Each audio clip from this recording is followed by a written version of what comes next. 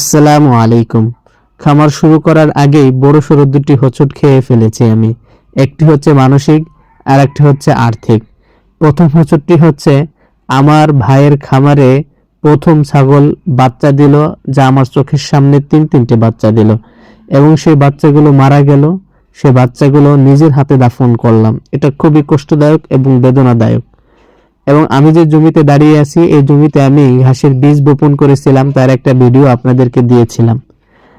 আমার এই বীজের একটা বীজও গজায়নি। এ কারণে আমি আর্থিকভাবে ক্ষতিগ্রস্ত তো হয়েছি এবং আমি সময়ের দিক দিয়েও পিছিয়ে পড়েছি।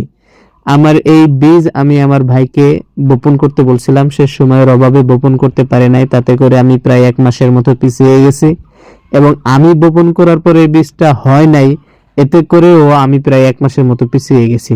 তাতে মোট প্রায় আমি 2 মাসের মতো পিছিয়ে গেছি। এখন বীজ গজাইলেই বলে যে স্বপ্নটা থেমে যাবে, আসলে তা তো হয় না। নতুন করে স্বপ্ন বোনার জন্য আমি দিনাজপুরের এক ভাইয়ের কাছ থেকে অনলাইনের মাধ্যমে ঘাসের কাটিং অর্ডার করেছিলাম। স্মার্ট নেপিয়ার এবং যারা দুটা মিলে আমি 1500 ঘাসের কাটিং অর্ডার করেছিলাম। সেগুলো আমার হাতে পৌঁছেছে। আমি এগুলোকে বাড়ি থেকে ভিজিয়ে নিয়ে মাঠে নিয়ে যাচ্ছি। এগুলো নিজে একা একা আমি আমার জমিতে রোপণ করলাম এবং 1 হাত বাই 1 হাত পর পর আমি আমার এই ঘাসের কাটিংগুলো লাগিয়েছি। সামনে 1 হাত, পাশে 1 হাত, এইভাবেই কাটিংগুলো লাগালাম। যাই হোক, জমিটা একটু পরিষ্কার করলাম, সেটা আপনাদেরকে দেখাচ্ছি। আর হচ্ছে গিয়ে আমি ঘাস বপন করার সাথে সাথেই পানি দেওয়ার কাজটাও সেরে ফেলেছি।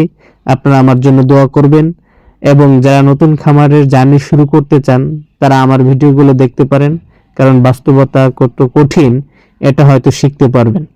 যাই হোক, ভিডিও ভালো লাগলে লাইক করবেন, শেয়ার করবেন এবং সাবস্ক্রাইব তো অবশ্যই করবেন। আল্লাহ তাআলা আপনাদের সবাইকে ভালো রাখুক। আপনারা আমার জন্য দোয়া করবেন। আসসালামু আলাইকুম।